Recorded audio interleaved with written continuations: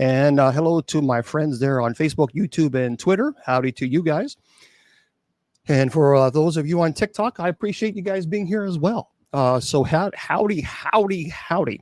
Just a reminder for those of you on TikTok, as I mentioned earlier, subscribers only will be able to chat for the first hour.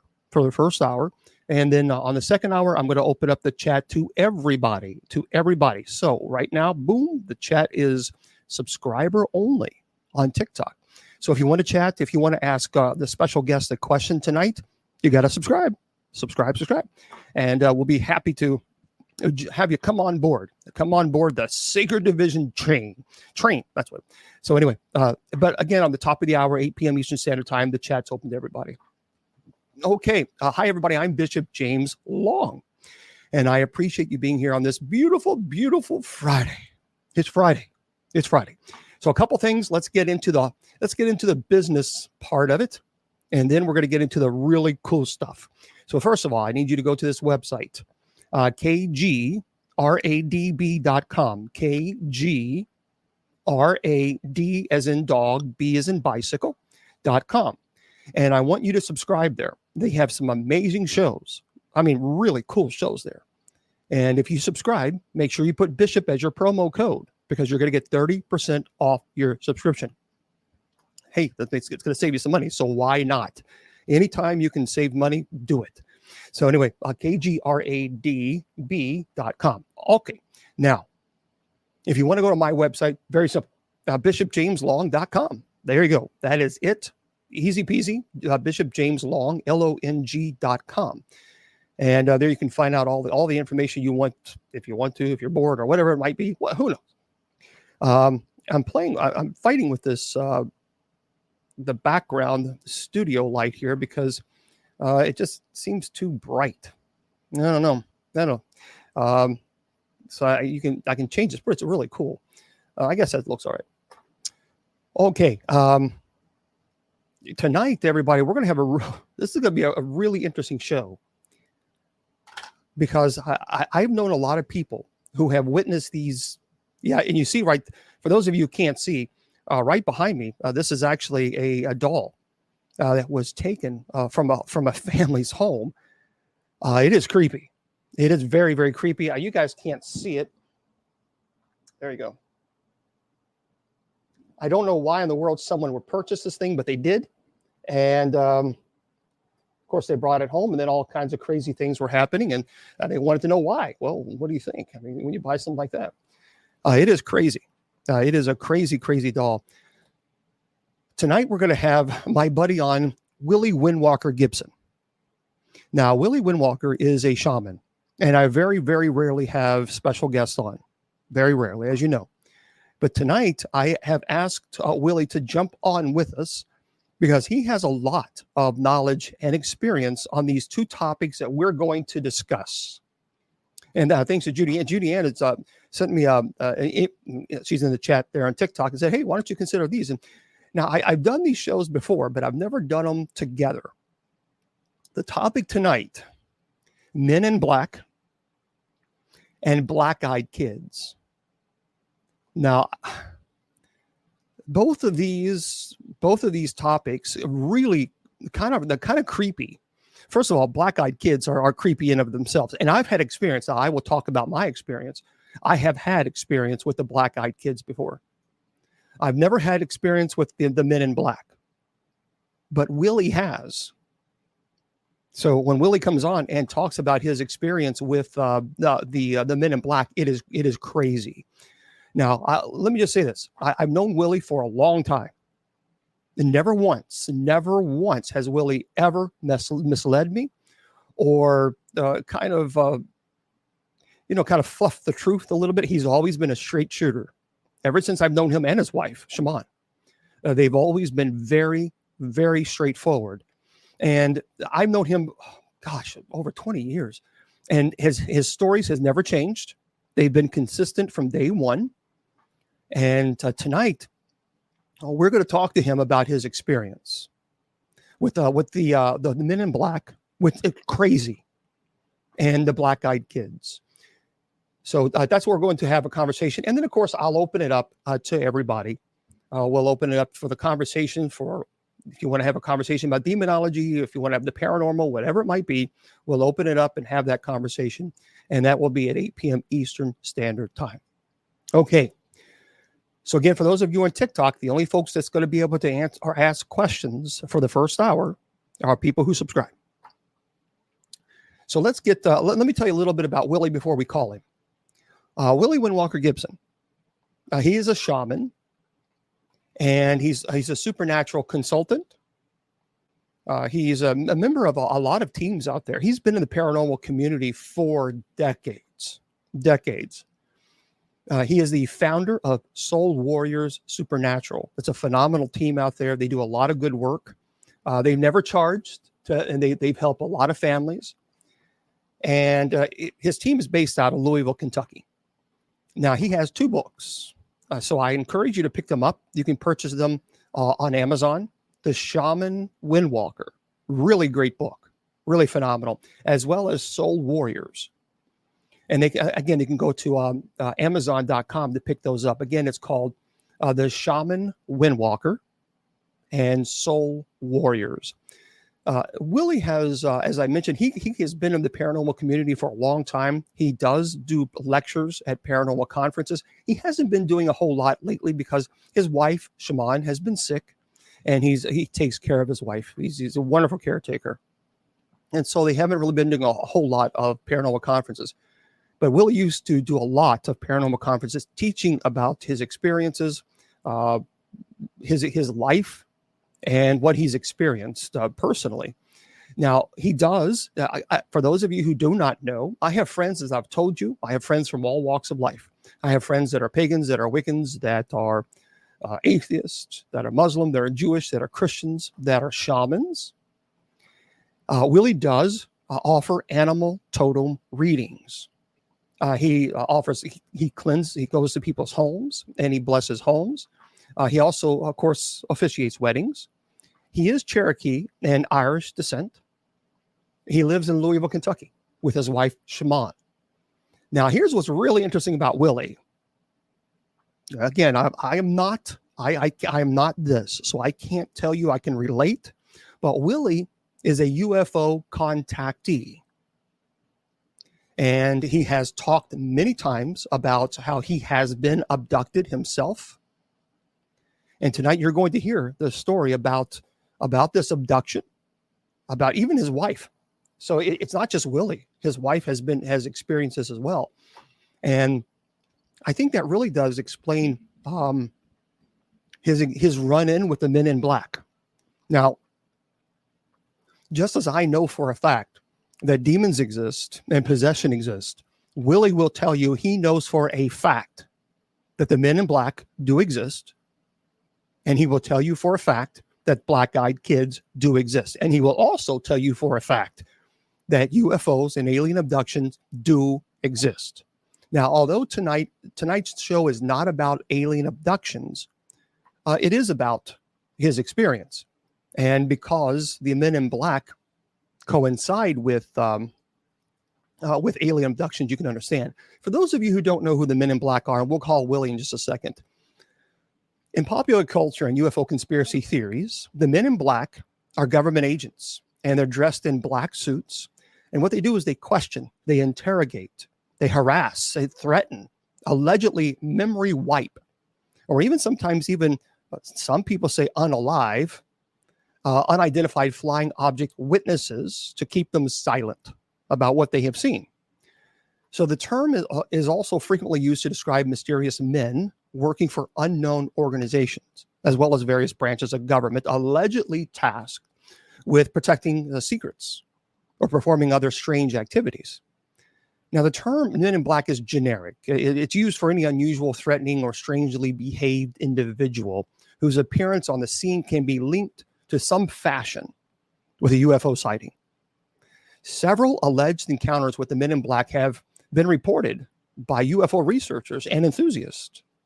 So we know the story, the Men in Black. We know the movie Men in Black. But there are people who will tell you that they have experienced the Men in Black, and especially after they've seen UFOs. In 1947, Harold Dahl claimed a man in dark suit warned him not to discuss his alleged UFO sighting on Maury Island. And in the mid-1950s, ufologist Albert Bender, he actually claimed he was visited by men in dark suits who threatened and warned him not to continue investigating UFOs. He maintained that the men were secret government agents tasked with suppressing evidence of UFOs. Ufologist John Keel claimed to have encounters the men in black and referred to them as demonic supernaturals. He said they had dark skin or exotic facial features. And according to ufologist Jerome Clark, reports of men in black represent experiences that don't seem to have occurred in the world of consensus reality. So historian Arian Gillis wrote that in the 1970s, 1980s, and 90s, UFO conspiracy theorists would incorporate the men in black with their increasingly complex visions. It seems like many people from even the 1960s, and there have been reports in the 1950s when there were alleged men in black or UFO sightings that these people would show up. These men in black would show up and tell the people, you keep your mouth shut. You don't talk about it. You don't discuss it. And just in the end of the discussion. That's crazy. Yeah, there's something going on. There definitely is something going on. There's no ifs, ands, or buts about that. And what that is, we don't know. Now, we're going to talk, of course, also about black-eyed children. Now, but first, we'll talk about this in just a second. There's a lot of people who've experienced, I have not seen the Men in Black. But some of you may have seen the Will Smith, Tommy Lee Jones, the Men in Black from the 90s and even the 2000 films. But are they real? That's the real question. Well, this is the editor of Publishers International. And they say in popular culture, men in black are United States federal agents who wear black suits.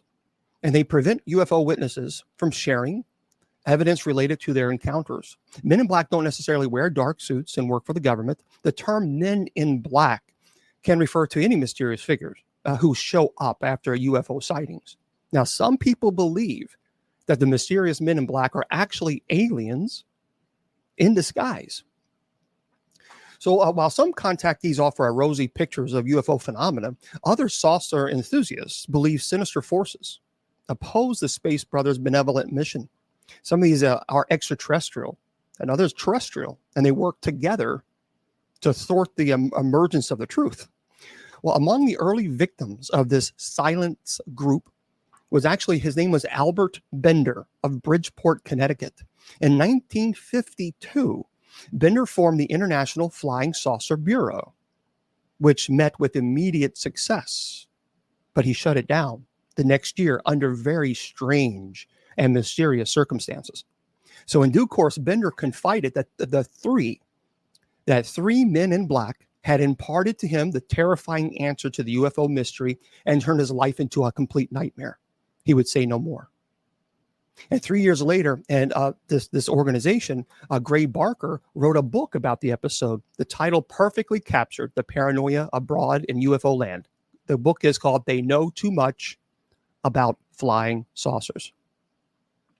So now, through the Bender mystery, the legend of the Men in Black came into the world, even though, as Barker observed, a man in black had played the villainous role in the Maury Island incident.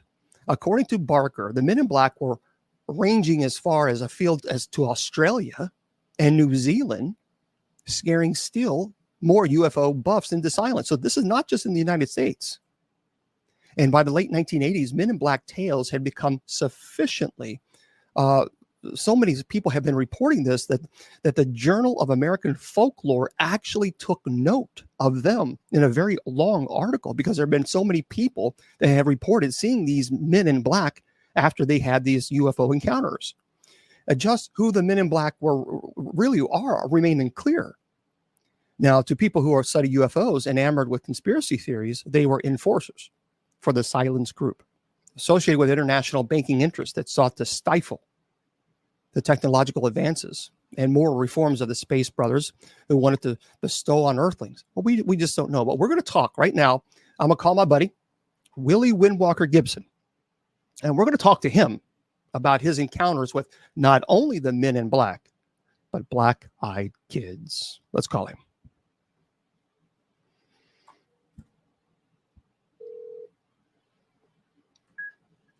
Hello. Well, hello there, Willie Windwalker Gibson. How are you?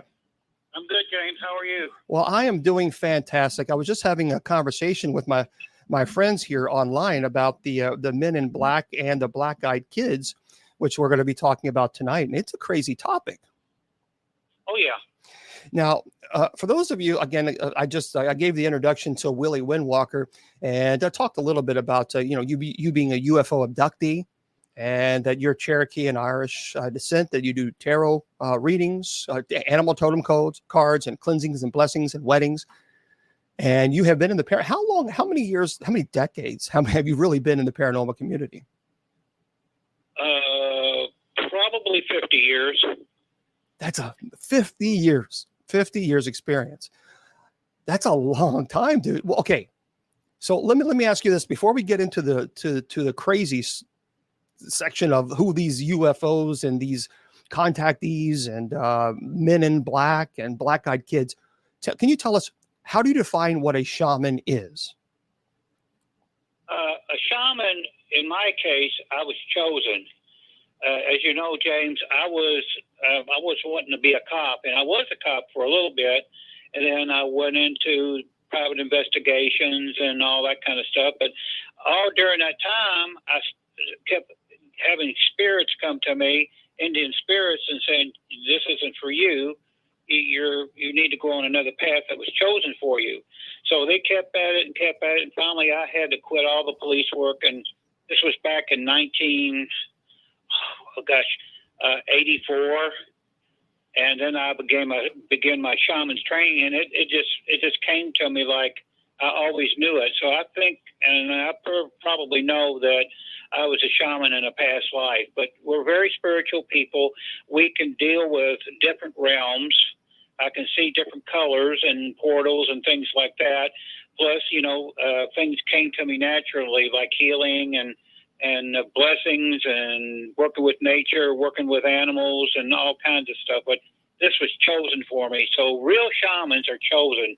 You can't just pick up a book and say, "I'm going to be a shaman," Shaman 101. You can't do it. You have to be chosen, and then you have to go under the tutelage of a real shaman, which I went under the tutelage of about 3 real shamans, physical shamans, and 1 spiritual shaman. So this is what I was supposed to do. And things happened to me as a kid, too, like when I was 10 years old, and I had the first UFO experience, and that's when I started seeing and hearing spirits, that I knew something was going on, but I didn't quite know until it was later on in life. I did tell my father every time I saw a ghost or I saw this or I saw that, he just smiled at me and he says, "That's okay. That's okay. Wow. You're fine, but don't tell other people what you're doing right now. Just keep it to yourself, because if you tell people and they don't understand what's going on," and I was Native American back in the 60s. I was a Native American kid growing up back in the 60s, and it was rough. I mean, I would get my butt kicked a lot just because of my skin color. And finally, I just asked my dad what was going on. He told me, and I was proud of it. So we went on from there. Dad taught me little things, and then I gather my knowledge from other shamans.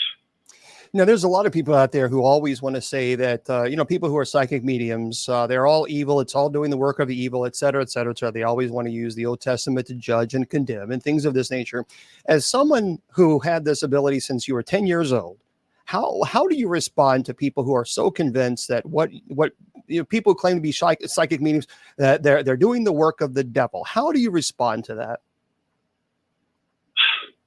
James, I can only tell you about my experiences. One experience was, as I kept getting older and I kept seeing and hearing things, and Dad said, "Keep it to yourself," and all that, I would tell certain people what I could do. And a lot of people just don't understand that everybody has the ability if you open yourself up to it. It's a gift from God. It's not evil. I know what the Old Testament says. I told you the story about one time Shaman and I set up a booth at a flea market, and we got didn't get a good welcome. I mean, we had Bibles thrown at us. We were spit on. And it wound up that we had to have a police escort take us out. That's how bad it was. That's crazy. And this was back in the early 90s. And, as time has gone on, I think people, as minds has opened up enough to where they know that, hey, this isn't, it depends on how you use it too, James. It's all about intent. I mean, you could take a medium, or somebody that declares herself as a witch or a white witch. It depends on how they use their gifts. Now, I've went up against some really satanic people, satanic witches, and it was rough. I went up against vampires and things like that. And people don't believe that these things are out there, but folklore, a lot of folklore is, has a lot of truth to it. So I've experienced a lot of that stuff. Wow. So all I can tell people is, people who have gifts, and if they use them right, it's just like a tool. If they use them right, they use them for good, not to be afraid of them. And the people who use it for evil purposes, just keep away from them. Right. That's right. Yeah, that's right. It's just practitioner. I have gotten together with other practitioners, other shamans, that we've had to actually go against evil things that I don't want to bring up.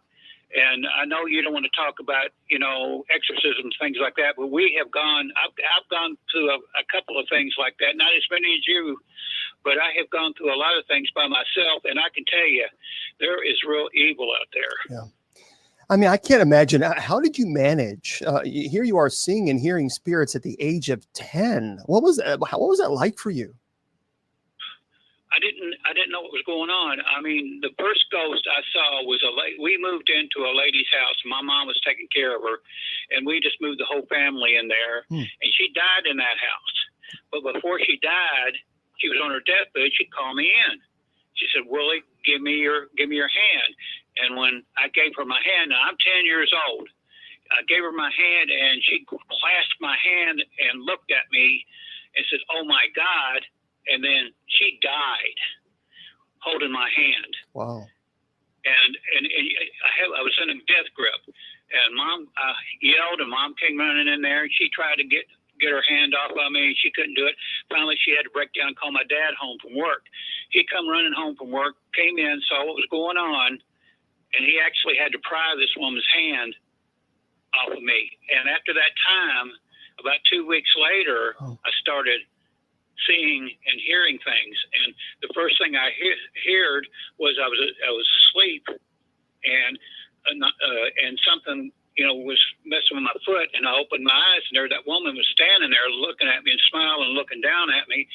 And when she smiled at me, it wasn't an evil smile. It was like, "Thank you," And when I saw that smile, I knew then, I did something good. And after then, I started hearing things. And then voices and things, and I would tell Mom I can hear people singing, and I can hear people talking, and they weren't there. So one day I was playing outside by myself in the backyard, and I saw this star in the sky, and I kept watching and watching and watching it, and it came down. It turned into a silver spinning thing with lights under it. There was a flash of light. Last thing I remember, I woke up in the backyard, and it was 9 o'clock. And I went inside the house, and it was dark because I was playing in daylight. When I went inside the house, it was dark, and my dad was up and got all over me. They were trying to find where I was. They were going to call the police, and I didn't know what to tell them. I didn't know I was abducted then, and I just kept my mouth shut. And after then, I started seeing things too. So I don't know what they did to me to enhance. At what age? At what age was that? 10 years old. Wow. So okay. So we're gonna get to. I promise you, we're going to get to the Men in Black and the Black-Eyed Kids in just a moment. Now, I will say this. Willie is one of the reasons why I believe that there are people who are truly, genuinely gifted, and who are psychic mediums. Willie is one of the reasons why I have come to that conclusion. Because I've known Willie, I've known Shaman for many, many, many years. And I know Willie is a man of his word and integrity. I would not put anybody on this show if I did not, if they didn't have integrity, if they didn't have, if the reputation did not obviously produce good results. I would never have anybody on this show to ever to promote them.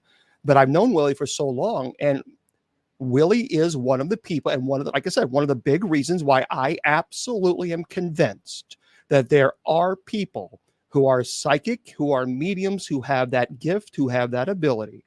Now, speaking of that, speaking of your father, I know, your father obviously was aware of your abilities, but I also know that you saw your father after he had passed, and he actually showed you his legs. And what was interesting about that is because I believe, if my memory serves me correct, he was a double amputee.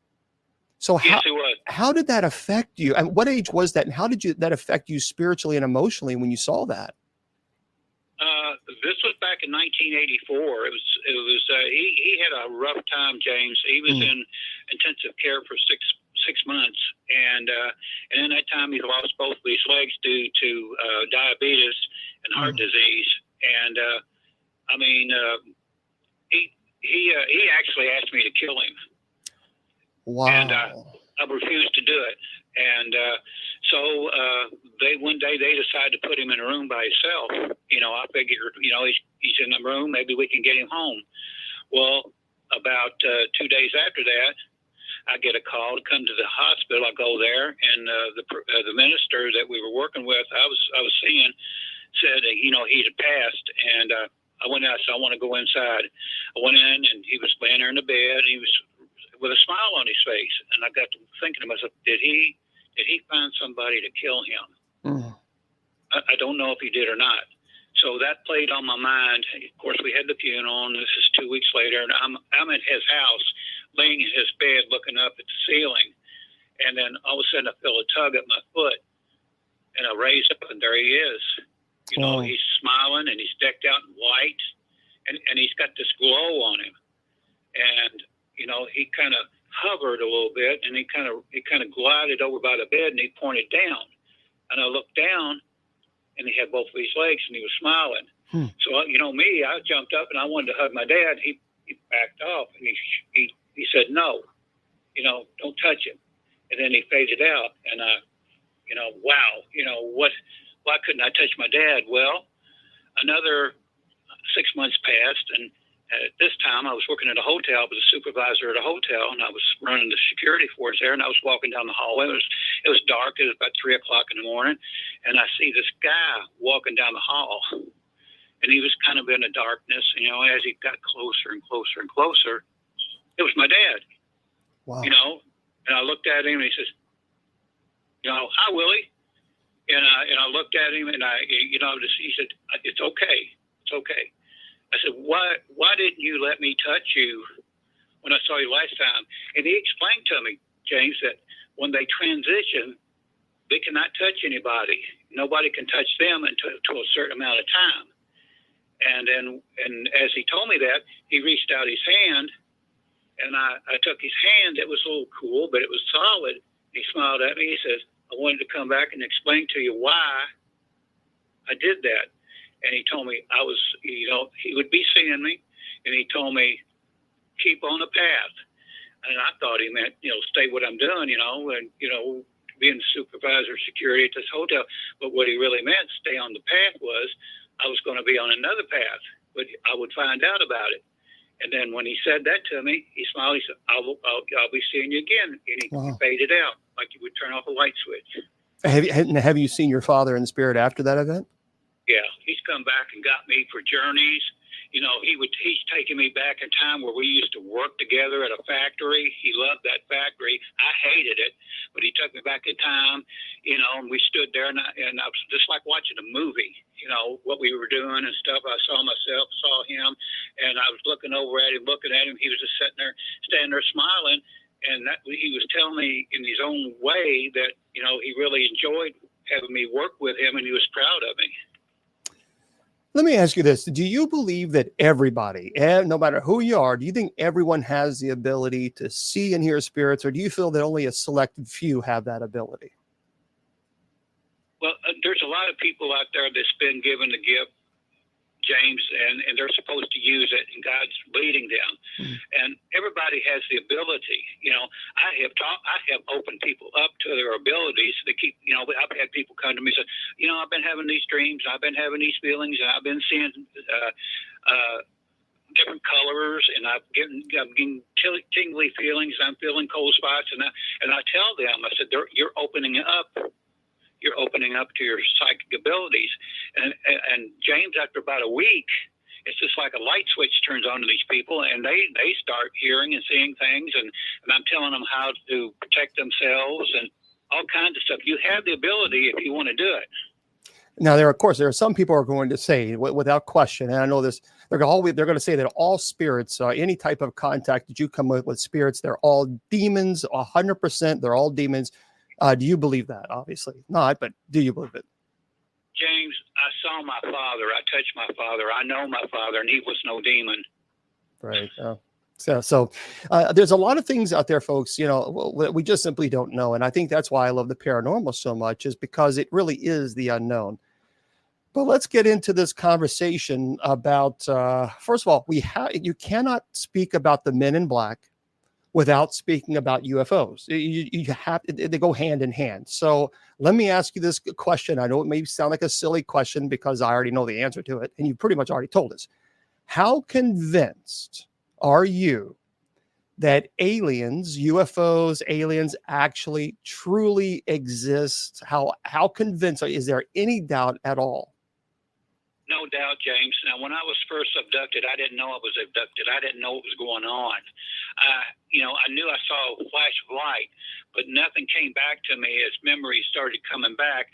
And this is something that I haven't told anybody, but during that time period when I was 10 years old, they came back a few more times and got me right at the same spot, right at the same house, and it's almost like nobody know what was going on.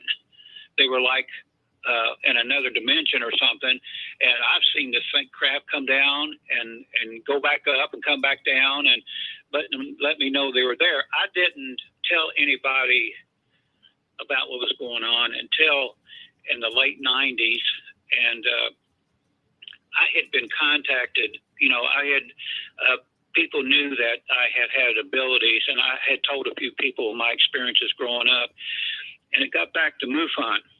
And now, can you tell everybody what MUFON is for those of you who don't? Mutual UFO Network. Okay. And I get a call from the director of MUFON, and he said, Willie, we know your story, and we believe everything. He said, would you do something for MUFON? I said, what? He said, would you counsel other abductees?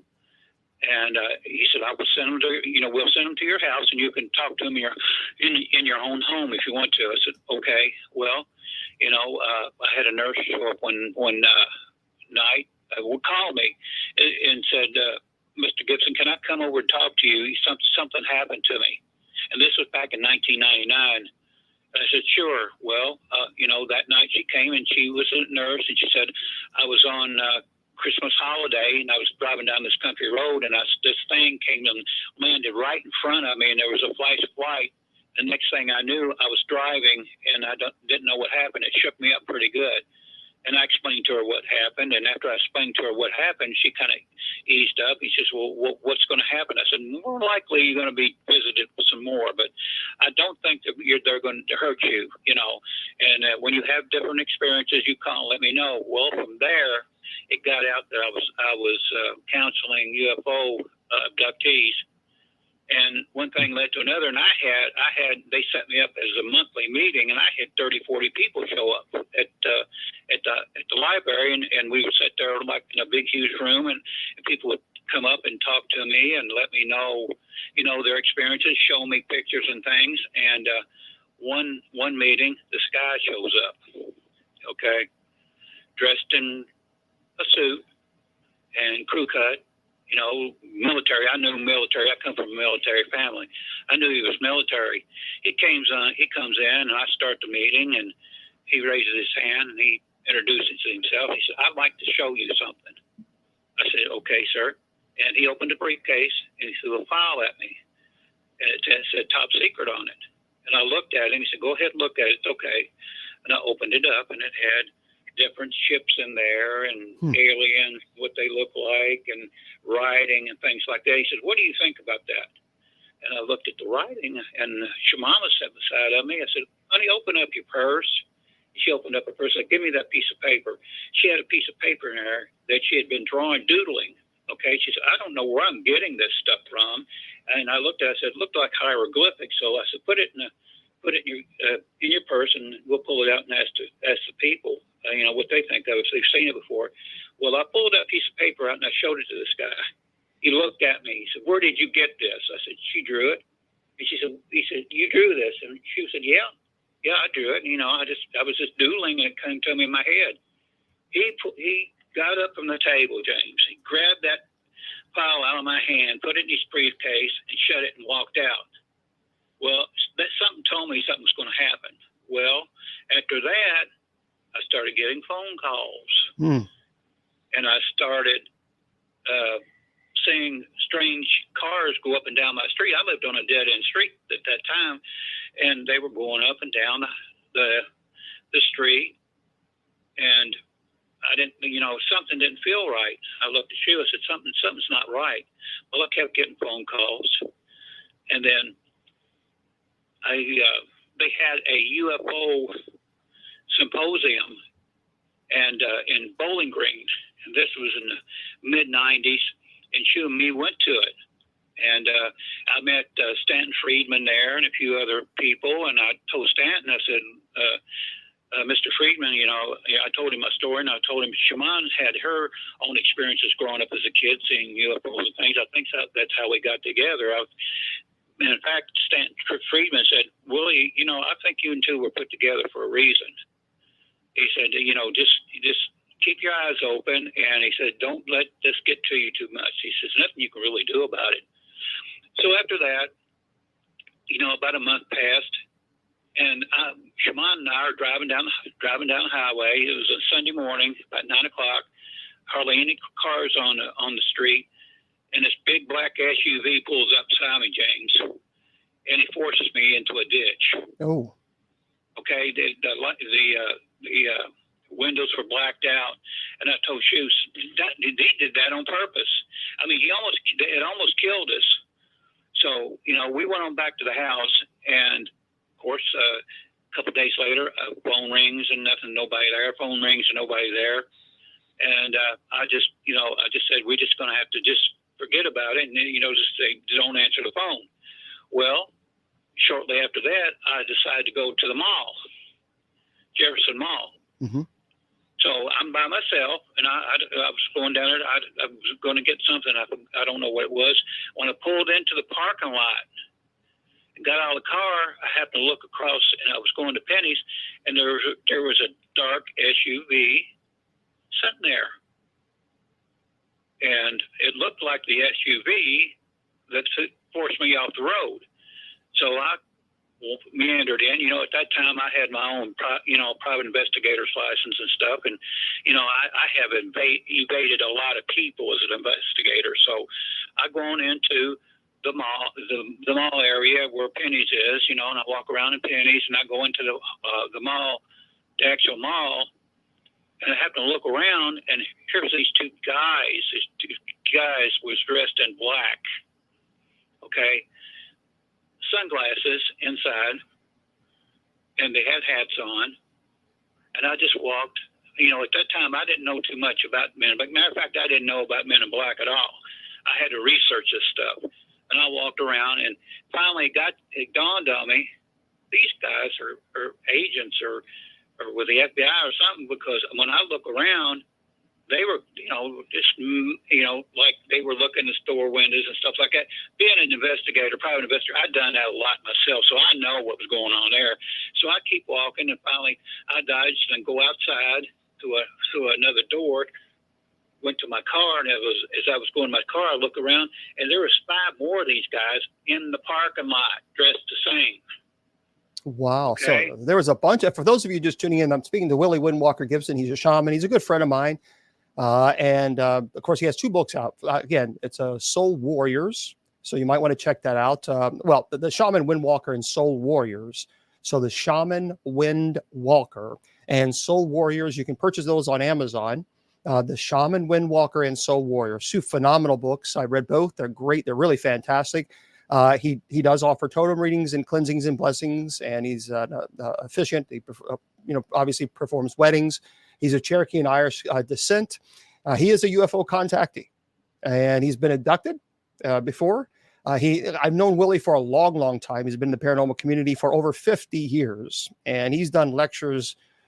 Oh my gosh, so many lectures throughout the year. So he's talking to us about his experience with aliens and UFOs and the Men in Black. So you go outside. Now he's talking. You're outside at the Jefferson Mall, and you see more of these Men in Black around their car. What happens? I knew I was in trouble, James. That many people, and I've seen this thing before, this vehicle before, and it's tried to run me. It tried to kill us before. So I get in my car, and I decided to go. Let's have a little chase. So I get in my car, and I took off.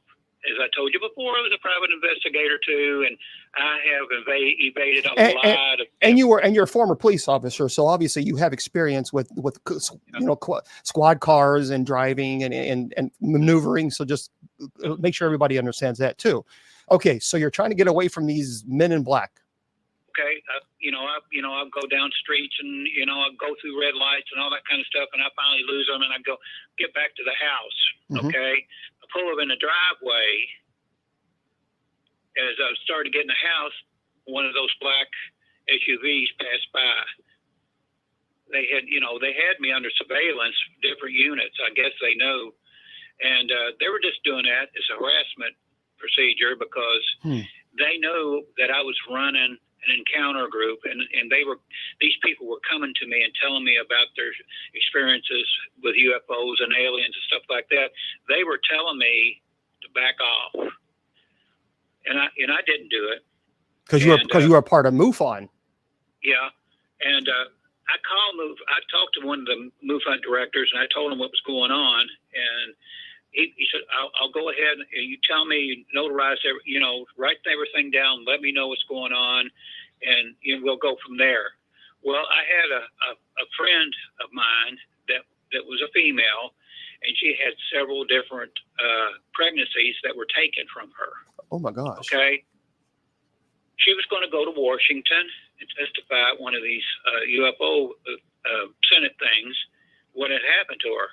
Well, about a week before she was supposed to go, there was a fire at her house and she was burned up. So, okay. Here's the question. Then, okay, obviously you believe that the Men in Black actually exist. So yes. Then, and your experience with them. So what do you think? What do they want? They were telling me, personally, they had, James, if the government's involved in this, they knew everything about me because, I've had my police experiences and all that kind of stuff. And after I started showing up at conferences and counseling, and they knew that I had experiences with UFOs. James, at that time, I had UFOs fly over the house and hover, and nobody see them but me and Chew. There was a cylinder above my house one time, about 3,000 feet, and you can look up, and it was a cylinder, and it was rolling. And I said, "You see that?" And she said, "Yeah." I said, "Go in the house and get the camera so I can get a picture." Well, before she could get back out with the camera, it had already shot away. Well, the next day I found out that it was a cylinder there, and it went over to Indiana, and it was documented over there. So I knew I was seeing what I was seeing. So after all this was going on, and the Men in Black were going up and down my street, and I knew it was them calling, and Becky got killed. Unalived. We say unalived because TikTok will ban us if we say certain words. Unalived. So this person got unalived. What now? Yeah, we can't say killed or anything like that anymore on TikTok because they'll ban you. So we have to say unalived. Yeah. Okay. Unalived. Yeah. Unalived. I know. By mysterious ways. So I told Shaman, I said, we had better back off because things are getting too rough. So we decided to shut down the encounter group. I explained to them what was going on. They understood because a lot of them were going through the same thing, but not as bad as me. I mean, it was starting to get bad when you get these cars following you and running you off the road, and you get phone calls. And I said, I can't run the risk of Shaman getting killed. When did they leave you alone? I mean, obviously there was a time where they stopped harassing you. When I quit everything, James, I quit cold turkey. There was no more interviews. There was no more, I didn't go and do any lectures. I mean, I shut myself down and went straight into the paranormal stuff, like, going in and doing investigations in haunted houses and things like that. Now a few people did manage to get to me and tell me their story and everything, what they should do. And I flat out told them, I believe you, but I want you to stop. Don't mention anything, because we don't know how serious this could happen to you. It was getting pretty doggone serious with us. So I just shut that down and went straight into my shaman practices. Wow. And, as of late, in the last few months, a lot of people is starting to, call me about things again and all that. And of course, I'm watching it on TV now. I mean, it's nothing for you to turn the TV on. Look at that UFO right there. Right, right. Now, let me ask you this. So I have read online that some people actually believe that the men in black are hybrids. They actually believe that they are this. And this, folks, this is a theory out there. I'm not saying I believe the theory. I'm just telling you what the theory is out there. The theory is that people say that they're hybrids between aliens and humans, and that's what because people describe them as almost kind of like grays, because that's why they always wear their glasses. Why do you think they're always wearing sunglasses? And do you believe that they are hybrids, or do you think they're just government agencies? I got pretty close to them, James, and their skin looked more chalky than it didn't look like. It looked like somebody that had not gotten a lot of sun or something. They did have glasses on, and I got a theory about the suits too. If they are hybrids, it could be some kind of a suit that they wear for to survive. Because I'm telling you, those suits are the same. The ties and everything. And the guy that came into my encounter group, like I said, he looked like a regular, like a colonel or something with crew cut and stuff. No doubt in my mind that they were trying to see exactly what was going on in there. And he went back and told him, hey, this guy is getting too close to certain things, and we need to shut him down. And then the harassment really started after that day, and he was in there. So, but in my opinion, I always thought about, why did they wear the same suits? Yeah. It could be an environmental suit that they had that is, it's made to look like a regular suit, but it is something that they have to wear. So let me ask you, I mean, being that you said you've been abducted before many times, you talked about the men in black and how they've harassed you. So with the government now, we're even having Congress, having people coming up to the Hill testifying on that yes, these things do exist. It's the UFOs, and literally Congress is taking this seriously, and they're promoting it. They're making it public. Whereas before, you talk about UFOs, people will roll your eyes like, oh yeah, you're one of those people. Well, now Congress is actually having hearings on these things because too many credible people are seeing these things. So with the government talking so much about UFOs, how do you think then the men in black what then is their role? Because if their role was to keep you quiet and stop talking about it, well, now the government is actually talking about the existence of these things. So do you think this is a false flag? What do you think is going on? Why is the government now all of a sudden so eager to talk about a topic in which many people previously would think, oh, it's just ridiculous. You're one of those people who have tinfoil hats on. You know what I mean? Yeah, James, there are a lot of species out there that are on Earth now. They have different ships and everything, and it's getting to where they're not going to be handled by by the government anymore. They're going to come out when they want to come out, and I think there's going to be a major showing of things. There's going to be a major landing, and there's nothing the government's going to be able to do about it. So the government has to get on top of this thing and say, "Oh, we're going to investigate this," and blah blah blah. And this has been going on since well before Roswell.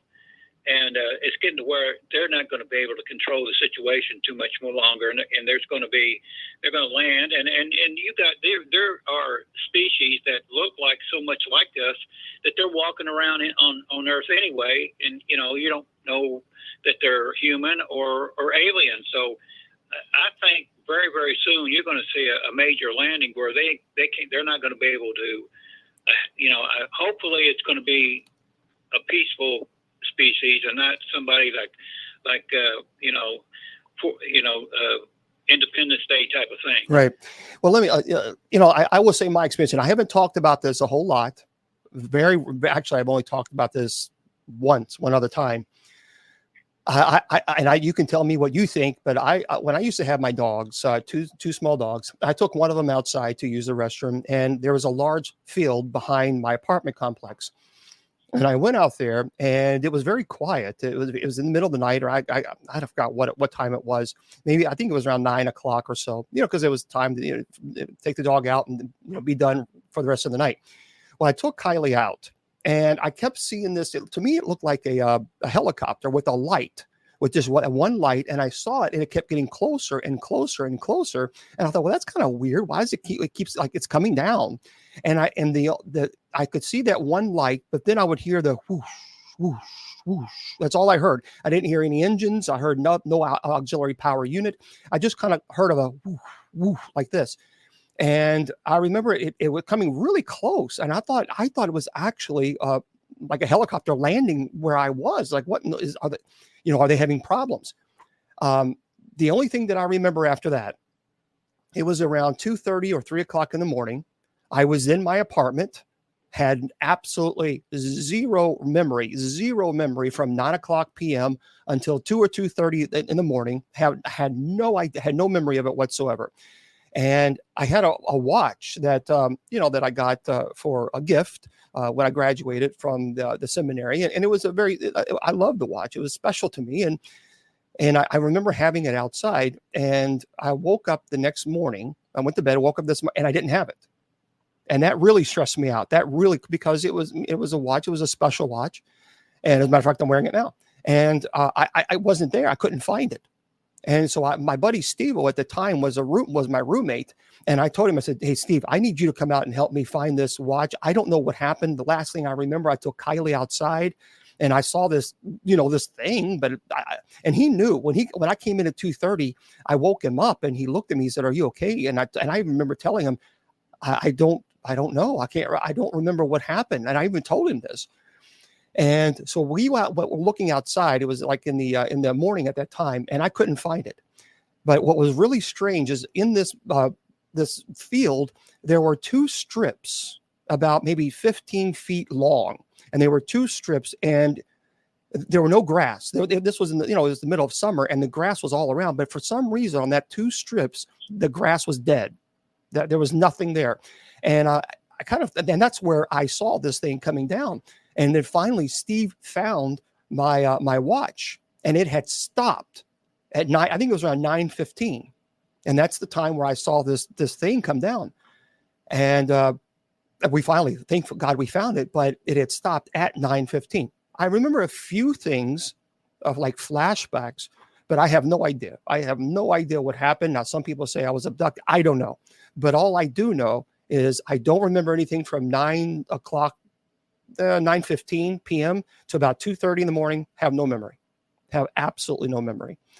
But it's kind of crazy. The only thing that I remember as far as my memory, it was like I remember being in, and I don't know if this was a dream. I just don't know.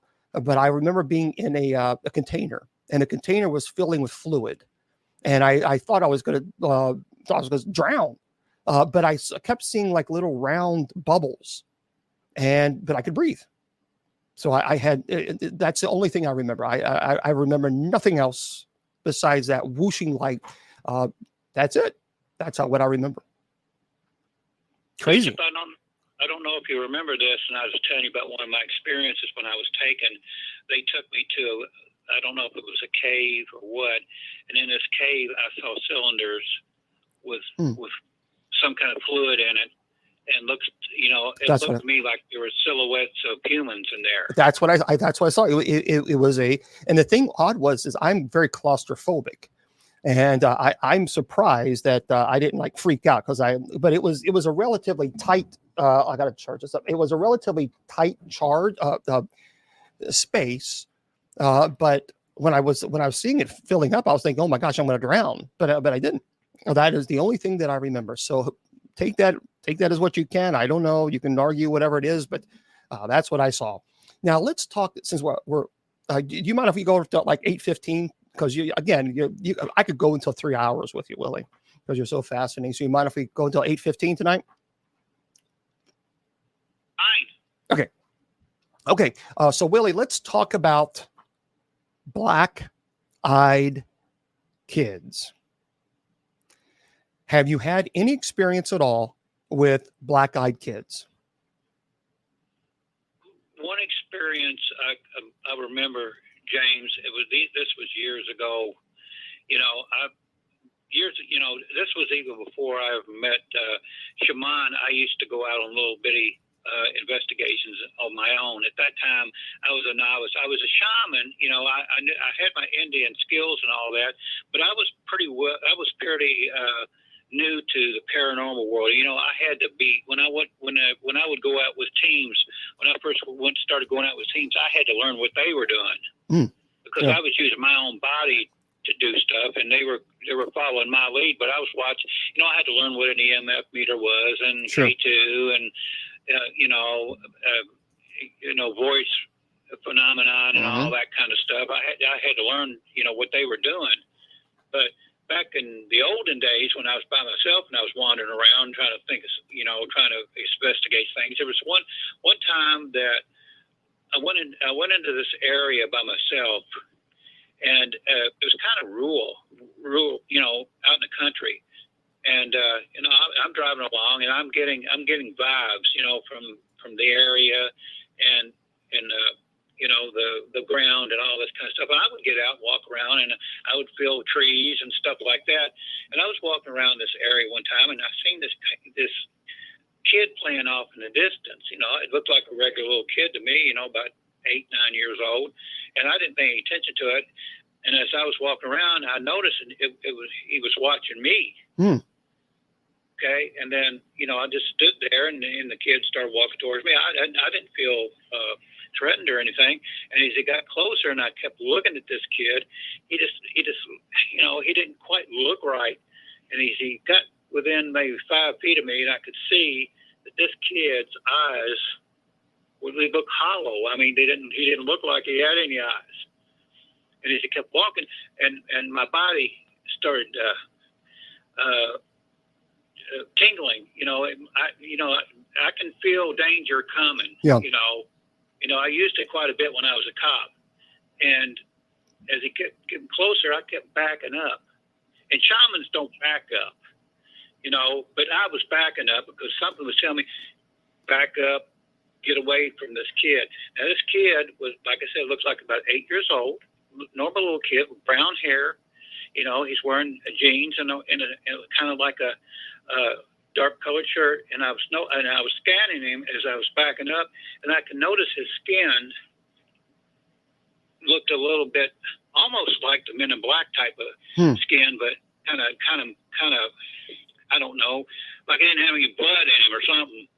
And I was backing up so back up, get to the car. And as I was backing up, I didn't take my eyes off him. I just backed up all the way to the car, and I got in. And he just stood there over to the side looking at me. He didn't say hi. He just looked. And something told me this was, how you could feel evil? Oh, yes. On your skin. I felt evil. And instead of getting out and trying to challenge it, something said, no, not this time. Get in the car and leave. So I got in the car and left. And as I said, shamans don't back up. If they go into a situation that you can't back up, whatever you're dealing with knows you're a shaman and you're powerful, and you better show this, whatever it is that you mean business. But I guess it was my spirit guide says, get in the car and leave this time. And I left. And as I was driving away, and this is true, James, as I was driving away and I looked in the rearview mirror, that kid was gone. So what do you think? What do you think that was? It wasn't good, James. It's almost, I went into situations where I can actually feel evil in the building or on the grounds and stuff. That's one thing why people come and get me. See if you feel this. Well, I felt this, and this was by myself. And like I said, this was in the early '80s, and Shaman and I had never met yet. So, that's the first and last time I've seen the black-eyed children. Do you think that the black-eyed kids? Would you categorize them as demons?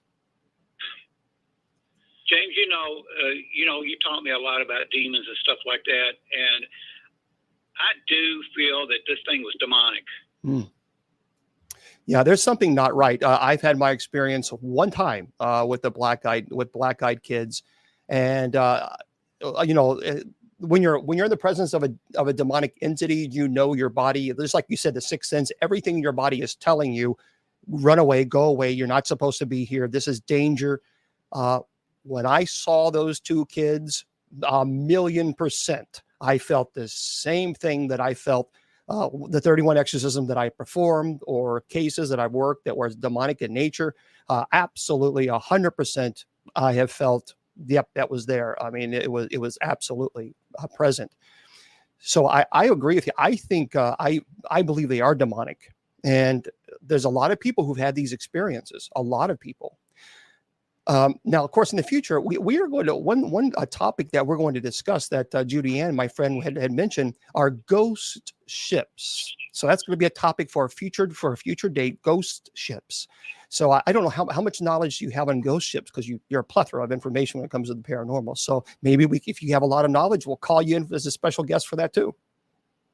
Okay, I did see one on the Ohio River. Okay, well, don't say anymore. Don't say anymore. So, would you have enough experience as far as talking about ghosts and ghost ships, and what do you think? Yeah. Okay. Well, James, in the last 50 years, I've experienced, except there's only one thing that I haven't gone up against, and I refuse to do it, is I refuse to go hunt a Bigfoot.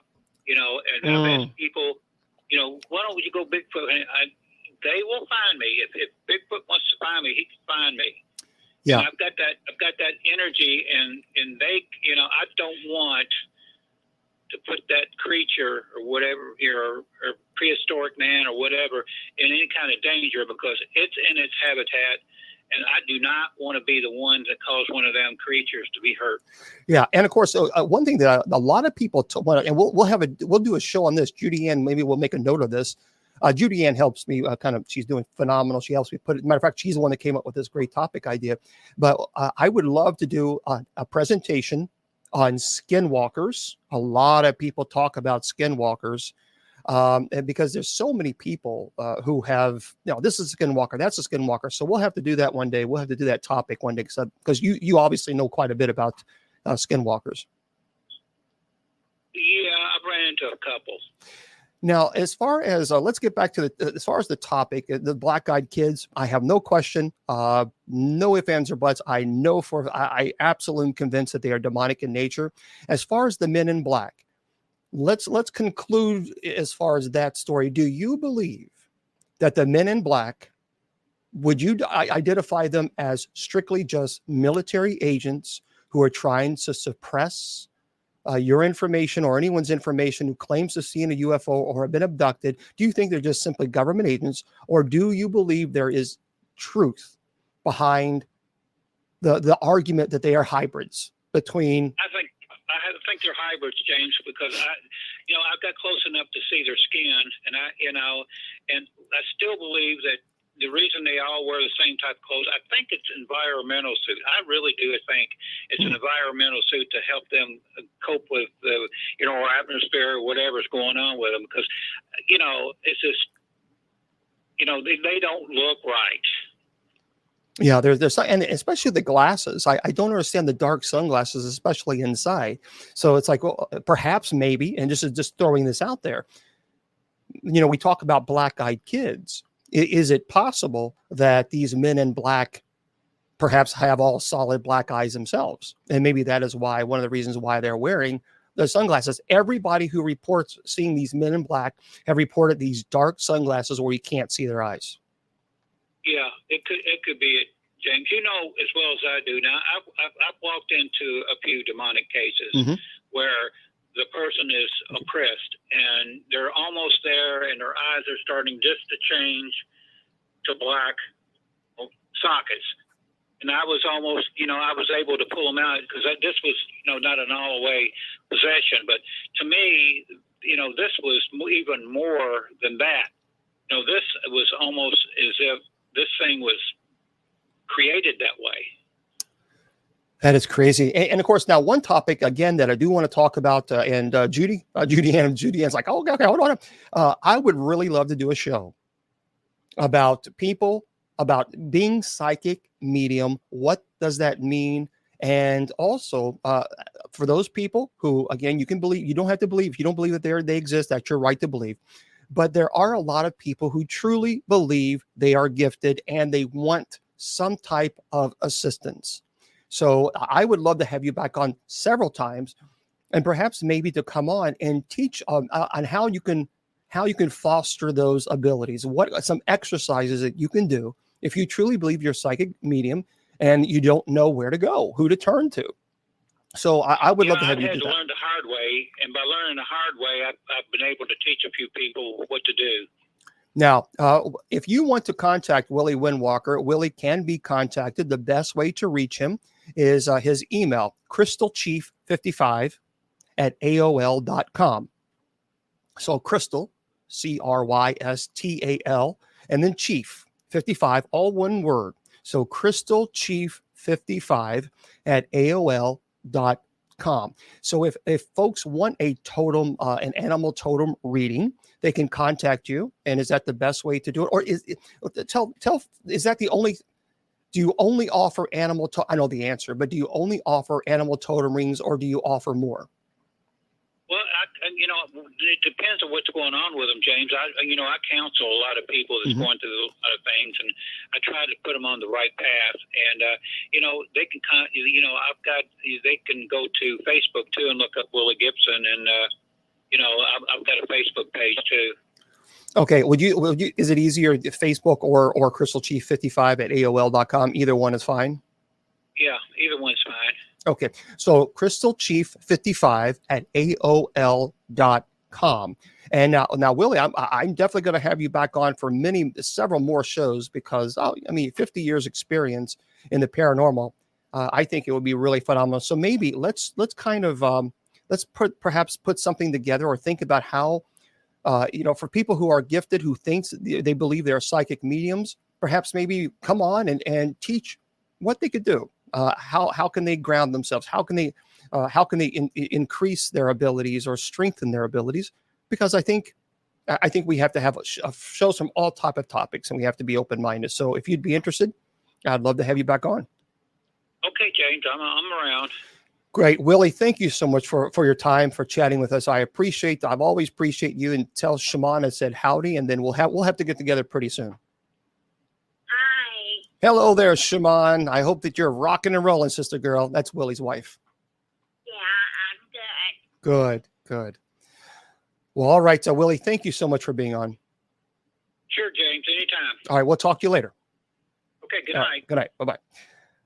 All right, everybody. That was Willie Windwalker. It was my buddy, Willie Windwalker Gibson. He is a shaman. And, thanks. So yeah, it's just the bishop ring, and then of course this is my Benedictine ring. So yeah, he's a shaman, and he's just fantastic. He's a class act. He really is. He's a class act guy. And yeah, I know I haven't heard of AOL account in years. Yeah. So there we go. And we'll talk about that. Empath, and how do you look? I get a lot of hate email from people who say, oh, you shouldn't be promoting psychic mediums. Look, this is my life. And if I want to, I will. I believe, I've said it before, there are people that are gifted. And I think that we have to be open-minded and respectful to everybody. You may not, you may not agree with it, and that's fine. You don't have to. But I think we have to be respectful. We have to be kind. So you don't have to agree. But it just seems like people these days, like, if you don't agree with me, then I'm going to attack you. No, okay, can we graduate from middle school now? So, you may not agree, and that's fine. But he's phenomenal. He is absolutely phenomenal.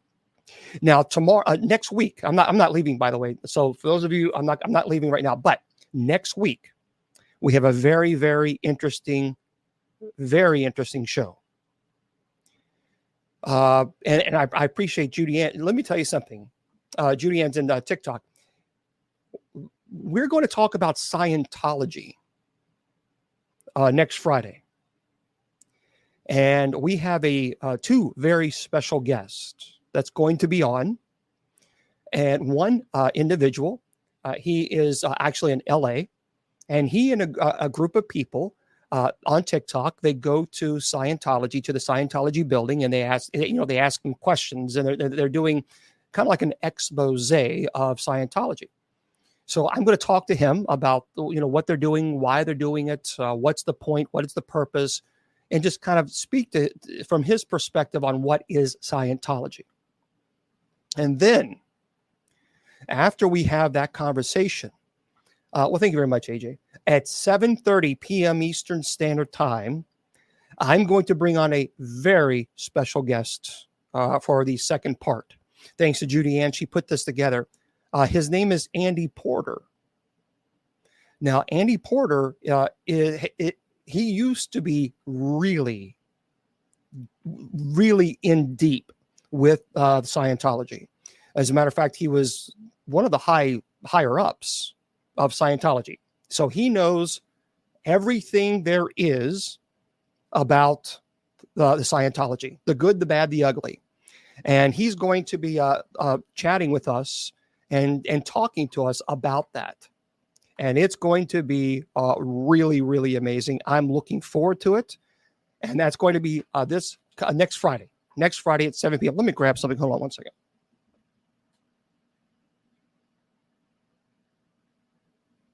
I don't have it. I was trying to find. It's over there. I have a brand new. Someone sent it to me because they were having issues in their home. I have a brand new John Wayne Gacy painting. I think that gives me now 3 of them. I have 3. It's crazy. People collect these things. So yeah, that's Scientology, and it starts at 7 p.m. Eastern Standard Time. 7 p.m. Eastern Standard. That's going to be a pretty interesting conversation. So if you want to tune in, if you want to learn more about it, well, there you go. That's it's pretty interesting. Pretty interesting. How many of you? I'm just curious, since we're talking about the black-eyed kids and we're talking or the men in black. How many of you have ever had experience with either one of them? I'm really curious. If you could let me know that would be one. Yeah, it is true. Is it true that Gacy puts his blood? Yes, it is. I can get it. I can get them if you want. Do you want me to show? I can. They're right over here. Hold on. I'm going to have to unplug this for a second, but hold on one second and I'll show you guys. I'll be right. It takes me a couple seconds. Hold on one second.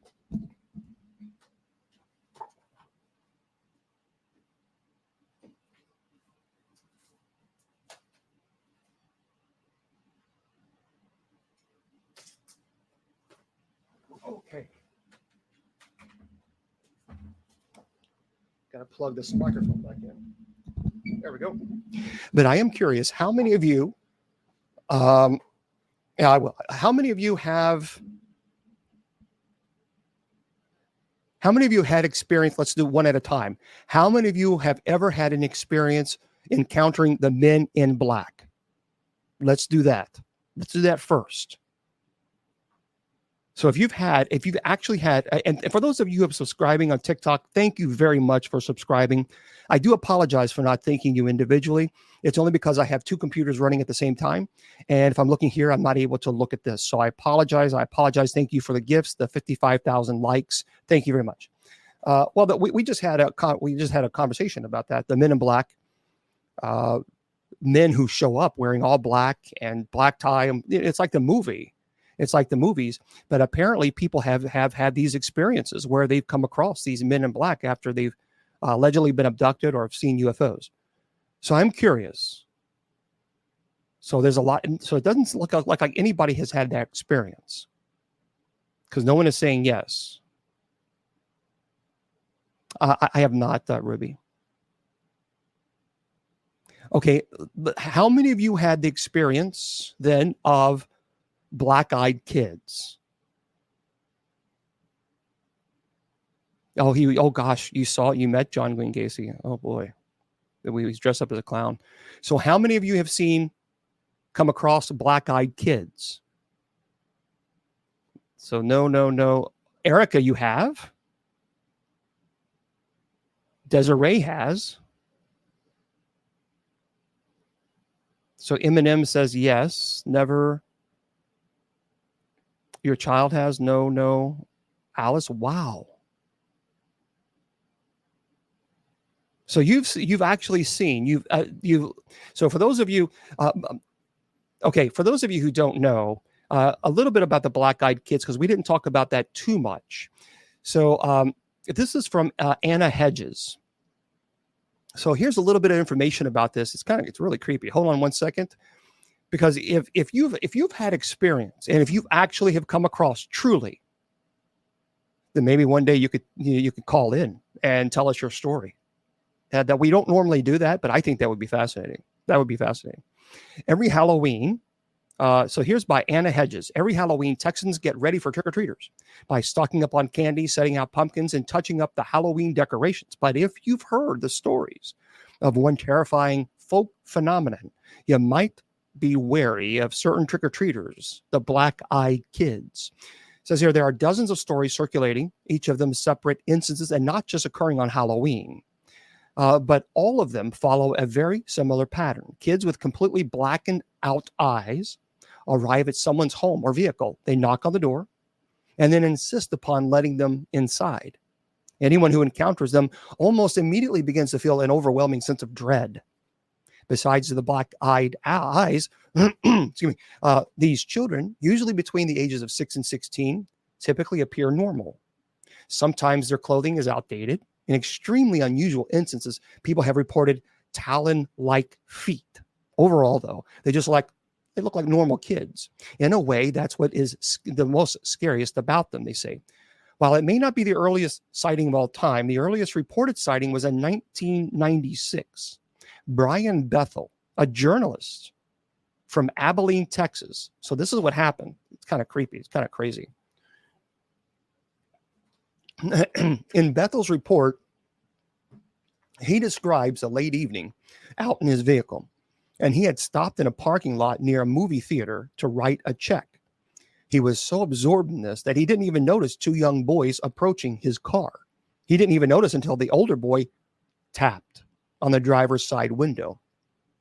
Bethel rolled down his window and noted immediately a soul-racking fear, is how he described it, though he couldn't understand why. So the older boys said that he and his brother wanted to catch a movie, but had forgotten their money at home. Could Bethel give them a ride? They assured him that it wouldn't take long. They were just two kids, and they didn't have a gun or anything. So Bethel found the assurances unnerving and noted that the last showing of the film they wanted to see had already started and would be nearly over by the time he could drive them anywhere and get back. In his recount of the incident, he stated that when he broke eye contact with them, his fear became all-encompassing. And it wasn't until he broke eye contact that their eyes became completely blacked out. The older boy began to get frustrated when Bethel made excuses for not giving them a ride and said that they couldn't get into the car unless Bethel said it was okay first. After that, Bethel tore out of the parking lot, and to this day, he stands by his story. It's easy to disbelieve Bethel's story. The internet has made growing new legends relatively easy with sites like Creepypasta and Subreddit. No Sleep. However, Bethel's story predates these websites. And it wasn't until the story became more widely known that a lot of folks came forward with their own black-eyed kids encounters. Now, some of them take place in Texas. Matter of fact, there's a couple stories dating back to 1974 and even 1950 in other countries. They became such a popular phenomenon, whether they're real or web-based, that a movie came out about them in 2015. So supposedly, the kids are more likely to approach people who already know about them. So on Halloween, as the trick-or-treaters wander by your doorways this year, keep an eye out for those soulless black eyes and that feeling of dread. And if you happen to encounter one of these otherworldly children, don't let them into your home. So how many of you, I'm just curious. So now we'll answer this question. How many of you have, I don't think so, Ert Radio. How many of you have seen black-eyed kids? And you've actually witnessed, I'm talking about you've actually encountered them. Not you heard of from a friend, from a friend, from a friend of a friend. No. That you actually encountered them yourself. Because if you have, I would love for you to maybe join us and talk to us about it. Erica says, I was at the graveyard visiting my uncle, and when I got the call, they knocked on my window and needed a ride.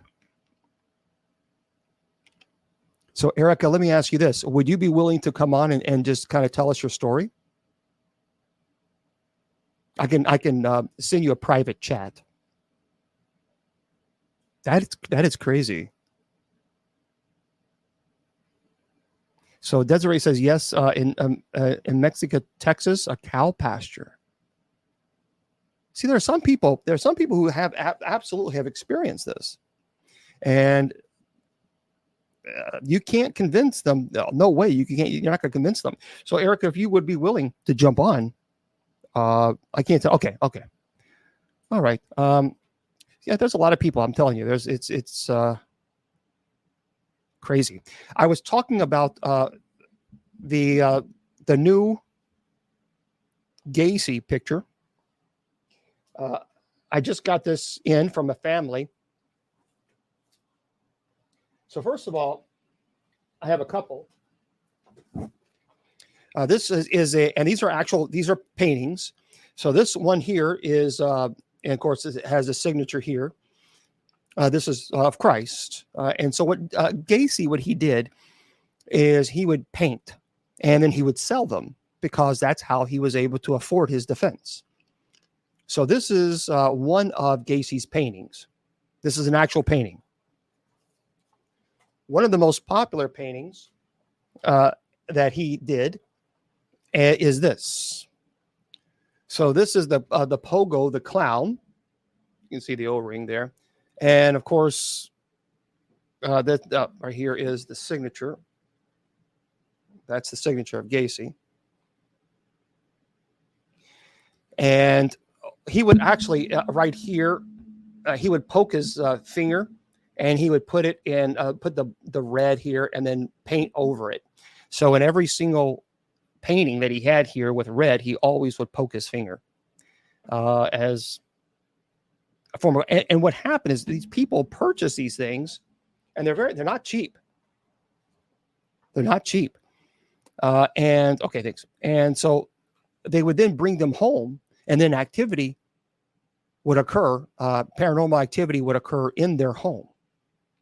And then finally, this one I just received, and now this this is not a good one. None of them are, but a family purchased this, and the activity became very, very violent.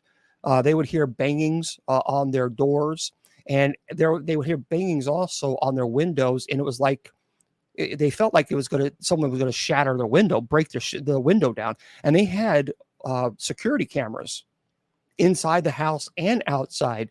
And they even, when they were hearing these bangings, they thought originally it may be a kid being silly and stupid. They had the cameras on. There was nothing there. There was nothing. And it all started when they brought this in. So this is this is a terrible painting. And again, this is a signature. And here you have his trademark, his red. So this is, and this is an original. And this is kind of, this alone is very creepy. So I don't keep them in my house. I just wanted to bring them here, and then after I leave, I'll have to take them back to the where I have them placed, because I don't want them in my home. This behind me. Let me put this over here. And I actually, when I do paranormal conferences, I bring some of these items with me, and I talk about that. And I teach about this. This is a doll behind me. You guys can't really see it. Let me just move this up here. That someone bought this thing and they brought it home, and they say that they would hear a girl. It sounded like a little girl crying and running up and down the stairs. They have like wooden stairs, and they could hear little footsteps. They don't have children, but they would hear footsteps running upstairs and then running downstairs and running back upstairs and then crying or even laughing. So they brought this, and people collect these things. I don't know why. They do. And then they have activity coming on in their home and they don't know why. So it's kind of crazy. So what I do is I bring these things when I do paranormal conferences, and I teach about stop collecting. Stop collecting them. This is a real dangerous stuff, and there's activity. Yeah, I'll take it out. Oh, I can't. Hold on. Yeah, I have it pretty much in here because I don't want to take it out. Move this here.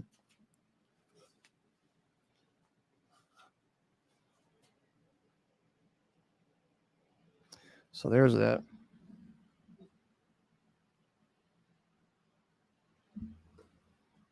And it's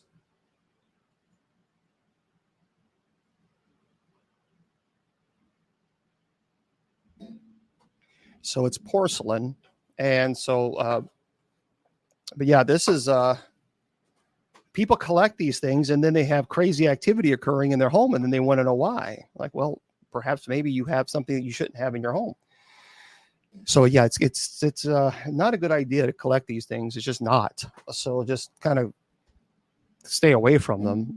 But a lot of people collect them, and they spend a lot of money on these things. It doesn't make a whole lot of sense, but they do. So there have been a lot of encounters with these black-eyed, kids, especially. Yeah, it's very negative. It's very, very negative energy. And as a matter of fact, when I did that show, the Legions of Exorcist, that one doll that I had, I don't have it with me. It's in the storage. That one doll, that was crazy. That was crazy. Yeah, I don't think teddy bears would be a problem. These things are specifically people who make these things. A lot of people believe they place curses, they place evil, whatever it is, mojo, whatever you want to call it, on these items, and then they bring them home. And then if they bring them home, it's crazy things.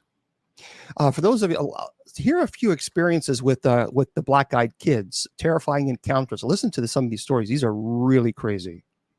Yep. And again, I want to remind everybody, next Friday, 7 p.m. Eastern Standard Time, we have a very interesting conversation about Scientology. Because some people believe that Scientology is a cult. And so we're going to have that conversation where you're going to learn the ins and outs of Scientology from an individual who actually was there for over 20 years. And he was on the up and up about it. So yeah, Dybbuk boxes are crazy too. So listen to this. This is, when I read this, I thought, I got to share this with you guys. Here is a couple of stories. This is by Chrissy Stockton. So this is a story of an individual, a family who actually experienced these black-eyed kids. It says here, it almost felt like a dream. I woke up to my dog, Lucy, barking. She was upright on the bed where my husband and I were sleeping with our 22-month-old daughter, staring at our door like an unknown stranger was out there rummaging around. I thought she was just freaking out over a house noise. We only had her for 3 months, and she was still a puppy. It could have been anything, our roommate, a creak from the house settling, the awnings moving outside in the breeze. I wasn't too concerned initially. I decided the best bet would be to open the door and show her nothing was there. Sounds a bit silly, but it's what we do with our daughter when she gets scared. And I figured it should work with our puppy too. I opened the door. She raced to the front door. She stood there snarling at the door. It was an angry, violent growl, one that I'd never heard her make before. I looked groggily at her and opened the baby gate, blocking the doorway, planning to open the door and show her everything was okay. The second my hand reached the deadbolt, Lucy, the dog, went wild. She started barking and jumping toward me, and when I touched the metal, she suddenly changed her temper. She whimpered, almost like she was afraid and backing down. As her mannerisms changed, so did mine. I wasn't calm anymore. My heart was racing and sinking at the same time. I had been flooded with a mixture of fear and dread. I looked through the peephole. I can't explain why I looked, she said, but I did. Outside were 2 kids. One was just a smidgen shorter than me and didn't look much younger. She said, I'm 21, and she looked to be like 16 or 17. She was slender and pale. Her hair was a light shade of honey blonde, and she wore it long, about mid-back, with long, thin, blunt bangs in the front that covered most of her eyes. She wore jeans, a light wash that's popular now, and a thin-looking olive-colored pullover style hoodie. She held the hand of a small girl who looked to be around 3 or 4, in the same style jeans and a button-down ivory cardigan. The smaller one looked at the floor shyly, but had the same shade of hair tied back in a ponytail. She held a stuffed toy under her free arm, and it wasn't identical to the one my daughter has as the style of dress. Had it not been for the feeling of overwhelming dread and fear, I probably would have asked these children in and given them some tea or hot chocolate to get them out of the bitter cold. Something about them seemed off. And at this point, I hadn't made any noise. I hadn't shushed the dog or grumbled, nothing. I hadn't turned on any lights. These kids had no indicators I was at the door. But the older one spoke. She had a voice that was mature, confident, strong, accentless. She held her head tilted downward. I couldn't see her eyes. And she said, "We have to use your phone." I stood frozen in fear. How did she know I was there? She raised her head to face me directly, and that's when I saw her eyes. And there was a reason I couldn't see them through her bangs before, because they were black. Dark purple. They were otherworldly. She said, "Our mother is worried." As someone who's always been interested in creepy stories, she says, I knew that she was the second she looked at me through the door. I have never been one to believe in these things. She says, as a staunch atheist and skeptic when it comes to the paranormal, I had written off many ghost stories for friends and family members, eager to tell their tale. I didn't believe it. Still, I couldn't rationalize my way out of this. I was standing with nothing but a thin wooden door between me and a black-eyed kid. There was no questioning what was right in front of me. I did not answer her. Slowly and silently, I backed away from the door, Lucy still cowering at my ankles. She kept talking. "Just let us in to use your phone." I took another step back, and with that step, the tone changed. At first, she seemed polite. When I took the second step back, she became commanding, almost hostile. "We're not going to hurt you. If we wanted to do that, we would have broken in. I'll ask again. May we come in and use your phone?" Lucy snarled at the door. I inched backward, though something inside of me seemed to be slowly pulling me back toward the door. It wasn't a physical pulling so much as a subconscious need to go back and let them in. Got to my room, covered up the window, locked the door, and sat there in the dim light of the nightlight. I heard her call me back to the door once more, and then quiet. I didn't go back to sleep that night. And she said, "I haven't slept right since. I know from reading about the black-eyed kids, can't just come in without permission. I know they haven't hurt anyone allegedly, but I still fear I'll be the exception." She says, "When I told my husband, he said it was just a dream. He keeps telling me to forget it. But there's a lingering feeling of sadness, this dread when the house is silent at night, this fear of a knock at the door. that tells me otherwise. Wow. See, that's kind of crazy. Yeah, you're right. Yeah. Just call 911 and let the cops deal with them. I mean, when you have someone banging on your door and then asking you to let them in the middle of the night, that's when it's time to call the cops. That's when it's time. Nope. Call the cops, have them come, let them deal with these people who have no eyes. But here's what's crazy about that story. There are a lot of people who say that. Now, I would not let them in. No, there's no way I would let them in. Only because number one, it's in the middle of the night. Now, for me, I could say if I saw kids with black-eyed kids, my immediate thought would be, okay, it's kids, pranking, having these contacts. That would be my immediate thought. But no, I certainly. Well, I think I appreciate that, Ryan. But no, I would not. I would not let them into my home, and not in the middle of the night like that. There's no way. I agree. I agree with the individual that says Cars fan, just call 911. I agree. That's what I would do in that situation. Well, the belief, Tamara, the belief is because from a theological perspective, many theologians, some people who believe that these beings exist, the belief is that they're demons. And there has to be some form of invitation before they're allowed to attach or attack. Now, from my understanding, I have not read a case where someone did that. So there might be, people who actually say, yeah, come on in, I'll take you home. And, but there is a bus encounter. Yeah. Some people even say they're vampires. Here's this one. Listen to this one, because technically, there's something here. So it says, I was riding the bus back home after work. It was about 1 a.m. He says, I'm a security guard and often work odd hours. So I'm sitting there and this guy gets on the bus, sits across from me. He was wearing a suit, had a briefcase, regular looking guy in his 20s. What struck me about him at first was that he was chewing a cigar, not smoking it. Can't smoke on the bus, he says.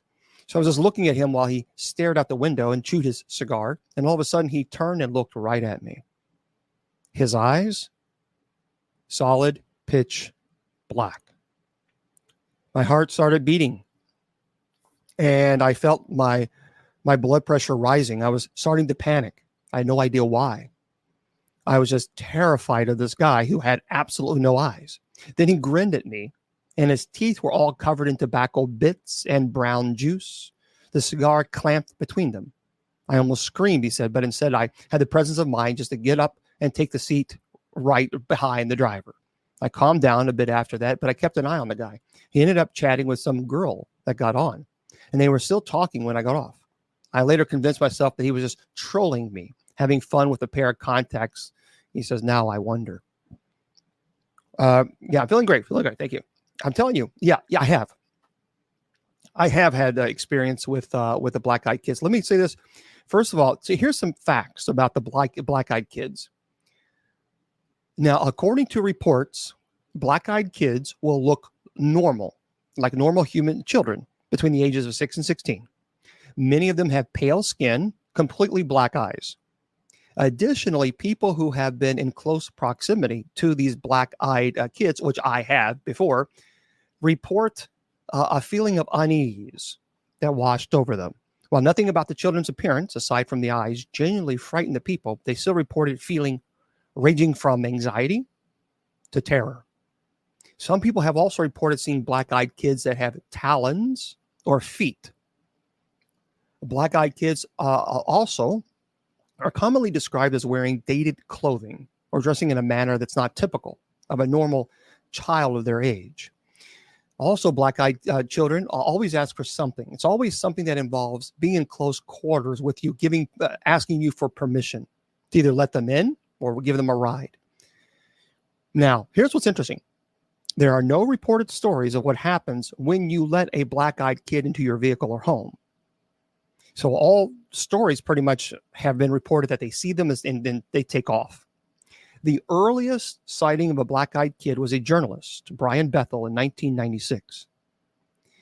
And in 2014, a British paper reported that sightings of black-eyed kids around the world are actually rising. And the theories about the black-eyed kids are that they are vampires, they are aliens, or of demonic origin.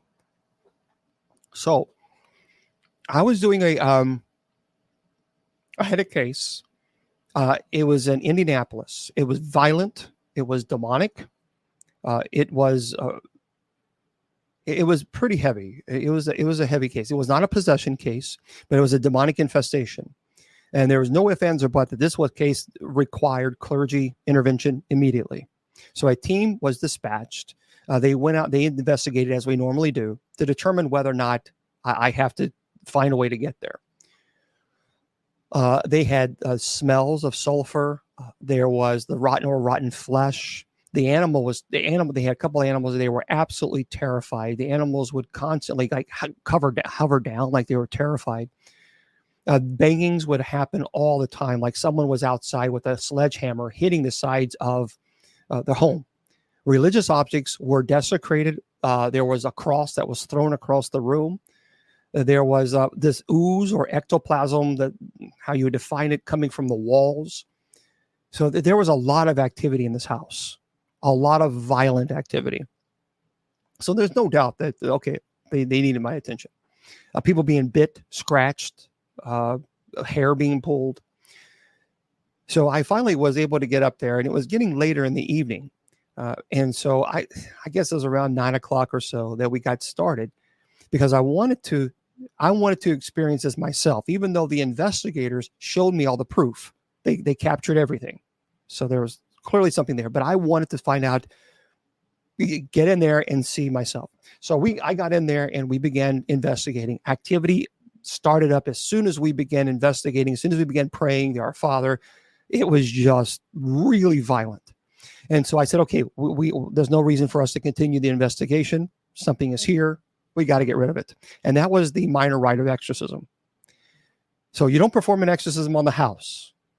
That doesn't exist. You bless the home. You perform an exorcism on the demonic entity that has infested itself within the house. So, but they had a screen-in porch. And I remember we were outside, and I needed help, getting the censer, the church censer. As a matter of fact, it was this. It was this censer right here that I used on that particular case. This is the church. This is like one of the church censers. This is an older one that I use, but that is the one that I use on this particular house. And what I don't like about this is it gets all tangled up because there's 3 wires. But I had to have someone lift, you have to lift the chain, and then you put the charcoal in there to use to bless the home. So we were setting the charcoal, on fire. We were lighting it so we could put the incense in there and bless it. And as we were out there was a couple people out there with me helping with this and getting, the rite prepared and everything. And at this time, it was probably around close to midnight. And there were 2 little kids, and they just kind of and there was a street light. So the light was pretty much right outside of this house. So you can clearly see what's out there. I think it was a Friday night. And these 2 little kids were just kind of walking in the middle of the street and just kind of doing a circle.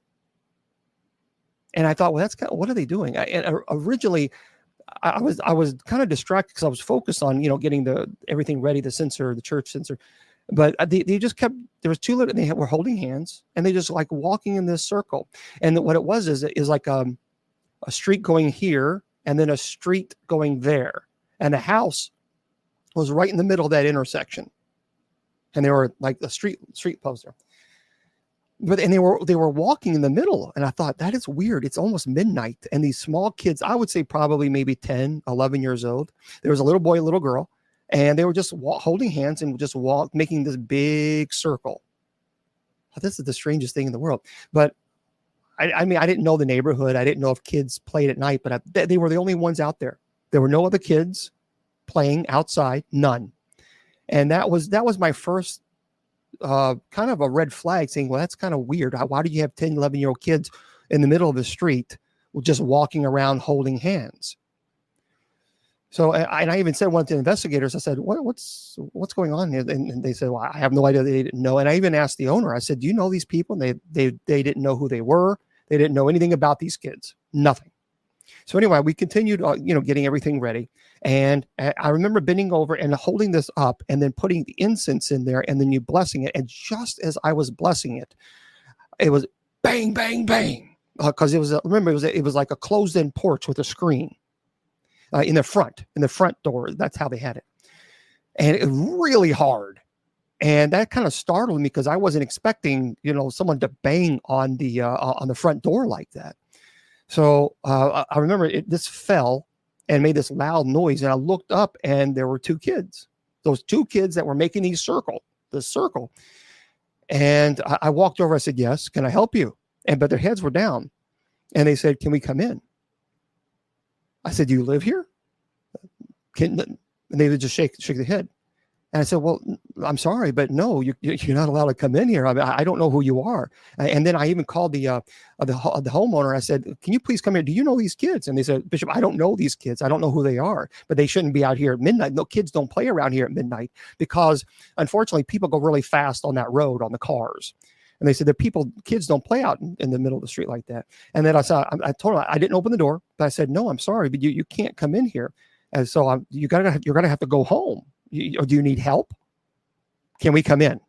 No, you can't come in. I'm sorry. You need to go home. So I turned back to the thing and he banged again, even harder on the door. And I turned around and I said, look, I'm sorry, kid. I don't know who you are, but the homeowner does not know you. I don't know you. You need to go home or I'm going to have to call the police. And then that's when he looked up. The little girl had her head down. He looked up and his eyes were solid black. There was nothing there. Nothing. And he just looked right at me and I looked right at him. At that time, I knew something obviously wasn't right. And he said, we just want to come inside. And then I told him, and that's when I got my phone and said, I'm calling the police. And they just, he grabbed the little girl's hand and they just walked away. And as they were walking away, I told one of the investigators, I said, open the door and see what are they doing? Where are they going? He opened the door and there was like bushes. And he looked down to where they got and he said, they're gone. We had no idea where they were. And there's no way they could have gone because they didn't run. They didn't run from banging on the door to the bushes. That we just saw them walk and they just casually walk away. But it took maybe maybe 15 seconds or so. And that's when I said, go see if these kids, go make sure they're not playing out in the street or something is odd. So he opened the door. He looked down there, nothing there. Absolutely nothing. Here's what I do know. I don't know who these kids were. I've never seen them before or after that. But when I saw his eyes, they were solid black. And I could see them because, like I said, there was a post, a light post outside, a street light. So I could clearly see. And the little girl never looked up. I never saw the little girl. It was only a little boy. And then when I told him no, he really got irritated. And that's when he rose, we just want to come inside. There's a lot of theories as far as what would happen if you let them in. But there's no stories that have happened where people have. I knew something wasn't right about that. And I knew something wasn't right about those kids. And when you have, the thing is when you're, thank you, Ms. Persia, when you're in the presence of a demonic entity, you know it. You absolutely know. There's no ifs, ands, or buts about it. There's no guessing about it. You know that there's something evil that's present. And I knew looking at that little boy, that was not a little boy. There was no, and I just find it interesting that we were there performing the minor rite of exorcism in a home that I know had demonic infestation. And then you have these kids banging on the door wanting to come in. That wasn't going to happen. The things changed. No, after they left, the activity was violent. So we performed the minor rite of exorcism there, and it was aggressive. is quite aggressive. TikTok, I'm not leaving. For those of you who are on Spreaker, I'm going to say good night to you guys. It goes by too fast, too fast. I'm going to remind everybody, TikTok, I'm going to stay with you guys a little bit longer after the show. Next Friday, folks, I'm going to be here, and we're going to talk about, remember, Scientology. And we're going to have really two phenomenal guests on. And one of the guests, he was one of the upper ups. He was a bigwig on Scientology, and he's going to tell you all about his experience, the good, the bad, the ugly. So that's going to be a phenomenal show. Looking forward to that.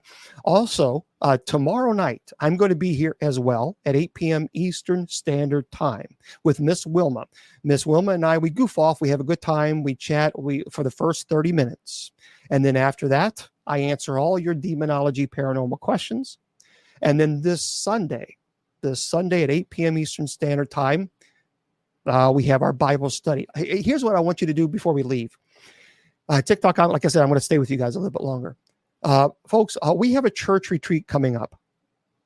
And that's going to be March 14th to the 17th. And we have clergy who are going to be ordained. And we have postulants who are going to make the perpetual vows, the Benedictines. We don't get paid as clergy. And so it costs money to get to this. It's about $420 a person to get to this conference. If you would like to help one of the clergy members get there, that would be beautiful. And they would appreciate that very, very much. So you can go to usocc.org, usocc.org, click on the retreat button. And if you could, please just sponsor one of the clergy there. Again, it's expensive to get to this, and they do this ministry for free. They never charge, and they don't get paid. So if you want to help them, that would be wonderful. I appreciate that, and so would they. usocc.org. Click on the retreat button. Friends, I tell you all the time, your value does not decrease based on someone's inability or refusal to see your worth. You're priceless, and never let anybody tell you or convince you otherwise. Facebook, YouTube, Twitter, KGRADB Radio. God bless. The Sacred Division has been brought to you by Bishop Long's online paranormal course. Learn demonology, angelology, paranormal studies, and genealogy. It's 100% online, and you learn at your own pace. Please go to www.bishopjameslong.com and click on the paranormal course link.